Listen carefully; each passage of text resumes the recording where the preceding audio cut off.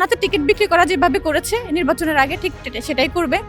বাংলাদেশে তো নারী নেতৃত্ব নাই, এখন আমরাই পুরুষ দল। খাবার টেবিলে যখন আমরা ফ্যামিলির সাথে বসি, তখন আমরা ফেসবুকে যখন আমাদের ছবি আমাদের ফ্যামিলি দেখে আমাদের লজ্জা লাগে। মেয়েদেরকে, ছেলেদেরকে সবাইকে জোর করে প্রোগ্রামে আনা হতো। আমাদের মধ্যে এমন কোনো প্রবণতা নেই, আমরা এটাকে একদম প্রপারলি অ্যাভয়েড করেছি। আপনি যখন ম্যাডামের কথা বললেন আর কি, বর্তমান প্রধানমন্ত্রী তারেক রহমান উনি তো সর্বজনভাবে স্বীকৃত হয়েই নেতৃত্বের জায়গায় এসেই প্রধানমন্ত্রী হয়েছেন।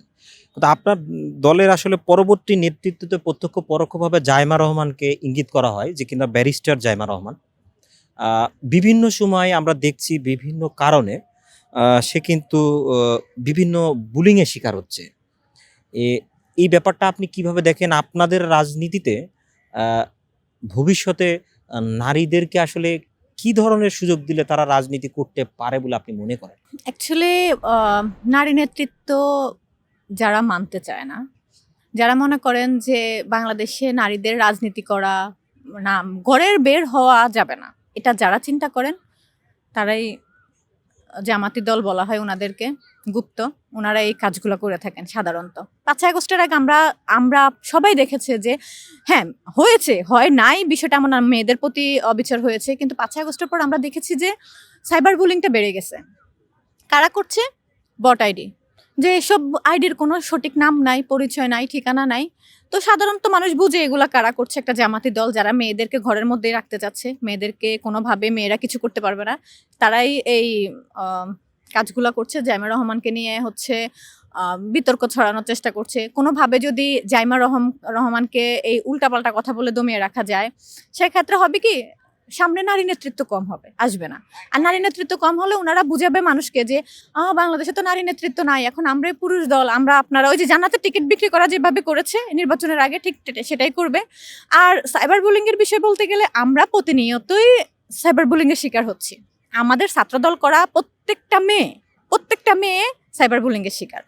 এমন কমেন্টস, এমন আমাদের ছবির নিচে এমন উল্টাপাল্টা কমেন্টস করা হয়, কথা বলা হয়, যেটা নিয়ে আমরা শাহবাগ থানায় জিডি করেছিলাম 2 মাস আগে।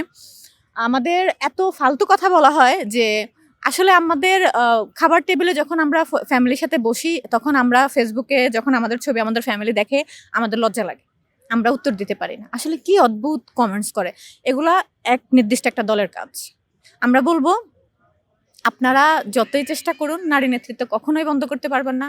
নারীরা রাজনীতি করবে, নারীরা ছেলেদের পাশাপাশি নারীরাও কাজ করছে, চাকরি করছে, ব্যবসা করছে, বিভিন্ন প্রতিষ্ঠানে কাজ করছে, সবকিছুই করছে। আপনারা যত চেষ্টা করেন এটা সম্ভব না, আটকানো যাবে না।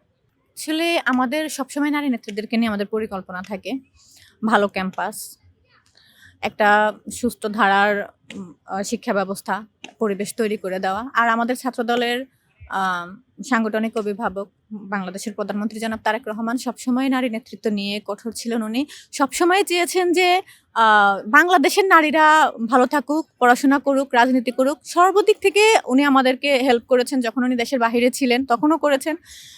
নির্বাচনে তো আপনারাই দেখেছেন ফ্যামিলি কার্ডের একটা বিষয়, যেটা মহিলাদের জন্য উনি করেছেন। এই মহিলাদের ফ্যামিলি কার্ড মানে এটাই না যে শুধু ওরা ফ্যামিলিতেই চালাবে, বাচ্চাদেরও কিন্তু খরচ বরচ দিচ্ছে, বাচ্চাদের সব দিকে খেয়াল রাখছেন। আর আমি সেন্ট্রালের ছাত্রদলের ছাত্রী বিষয়ক সম্পাদক হওয়ার পরেও আমি সারা বাংলাদেশে কমিউনিকেশন করার চেষ্টা করেছি, কলেজ, ইউনিভার্সিটি, আমাদের ইউনিটগুলোতে যেন নারী নেতৃত্ব বাড়ে। এবং আমাদের প্রেসিডেন্ট সেক্রেটারি দুইজনেই চেষ্টা করেছেন আমাদের সাথে কথা বলে, কমিউনিকেশন করে মেয়েরা যেন রাজনীতিতে আসে। আর আপনারা দেখবেন আগের তুলনায় আগে তো জোর করে প্রোগ্রামে নেওয়া হতো। আওয়ামী লীগের সময় আপনারা দেখেছেন যে মেয়েদেরকে, ছেলেদেরকে সবাইকে জোর করে প্রোগ্রামে আনা হতো। আমাদের মধ্যে এমন কোনো প্রবণতা নেই, আমরা এটাকে একদম প্রপারলি অ্যাভয়েড করেছি। আমরা চাচ্ছি একদম স্বতঃস্ফূর্তভাবেই ছেলে মেয়েরা রাজনীতিতে আসবে, মেয়েরা মেয়েদের অধিকার বুঝে নিবে। যদি রাজনীতি করতে চায় করবে, পড়াশোনা করতে চায় করবে। ওরা ক্যাম্পাসে আদার্স অনেক আছে না যে সিট দিচ্ছে না রাজনীতি না করলে, এটা কিন্তু খুঁজছে না।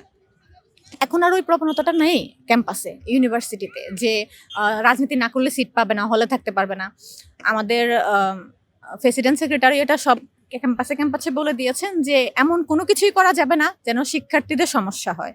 আর সেক্ষেত্রে আমাদের যারা ইউনিভার্সিটি কমিটিগুলো আছেন ওনারাও জানেন, ওনাদেরকেও বলেছেন, ওনারাও সেই সেম কাজটাই করছে যে ছেলে মেয়েদেরকে, অ্যাটলিস্ট মেয়েদেরকে যদি নিজের ইচ্ছার বাহির ইচ্ছে হয় ওরা প্রোগ্রামে আসবে, ইচ্ছা হচ্ছে না ওরা আসবে না। এটা নিয়ে আমাদের কোনো আক্ষেপ নেই, কিন্তু এমন না যে আমরা ওদেরকে হলে উঠতে দিব না, বা আমরা ওদেরকে সিট দিচ্ছি না, বা আমরা ওদেরকে ডিস্টার্ব করতেছি ক্যাম্পাসে থাকাকালীন, কেন প্রোগ্রাম করছে না, ছাত্রদল করছে না। বিষয়টা এমন কিছুই হচ্ছে না। আগের চাইতে বাংলাদেশও শান্তিপূর্ণভাবে আছে, ক্যাম্পাসগুলো আছে, ইউনিভার্সিটি, কলেজ, রাস্তাঘাট। আমি মনে করি সব ক্ষেত্রে মেয়েরা আগের চেয়ে অনেক ভালো আছে। আমার নিজের ব্যক্তিগতভাবে, আমি জানি না কার কিভাবে মনে হচ্ছে, আমি মনে করছি যে আমার যতদিন আমি রানিং স্টুডেন্ট আছি, আমি ততদিনই ছাত্রদলটা করব। আমার ছাত্রত্ব শেষ, আমি ছাত্রদল ছেড়ে দিব। অনেক সংগঠন আছে, অনেক অনেক অপশন আছে আমার জন্য, আমাদের নারীদের জন্য। আমরা যে কোনো একটা অপশন অবশ্যই বেছে নিব। আর বিশেষ করে আমাদের ছাত্রদলে আমরা চাই সুপার ফাইভ, যেটাকে বলা হয় যে সুপার ফাইভে মেয়েরা আসে না, সুপার ফাইভে মেয়েদেরকে দেওয়া হোক। আমি চাইবো সাইনিং পাওয়ারের যদি যোগ্য কোনো নারী নেত্রী হয়ে থাকে, অবশ্যই তাকে সাইনিং পাওয়ারের জায়গায় দিতে হবে। এটা আমাদের আমাদের নারী নেত্রীদের পক্ষ থেকে আমি দাবি করছি। আর যেসব যাদের ছাত্রত্ব নেই, আশা করব আপনারা সার্টিফিকেট দেখে সবকিছু বিবেচনা করে দেখে শুনে অবশ্যই পোস্ট দিবেন।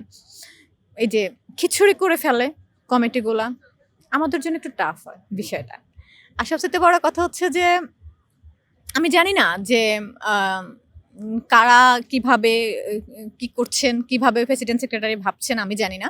তবে আমাদের ছাত্রদল, আমাদের তৃণমূলের আপনাদের কাছে, আমাদের সাংগঠনিক অভিভাবকের কাছে আমাদের অবশ্যই চাওয়া থাকবে যে যারা ত্যাগী, দীর্ঘ 17 বছর, অনেকেরই 10 বছর, 5 বছর, আমি 10 বছর রাজনীতি করছি, এমন যারা আছেন, ত্যাগী আছেন, অবশ্যই ওনাদেরকে মূল্যায়ন করুন, ওনাদের খোঁজ খবর নিন, ওনাদের সাথে কথা বলুন। আমাদের জুলাই আন্দোলনে যারা আহত হয়েছেন, এমন আমাদের ছাত্রদলের অনেক ভাই বোন আছেন।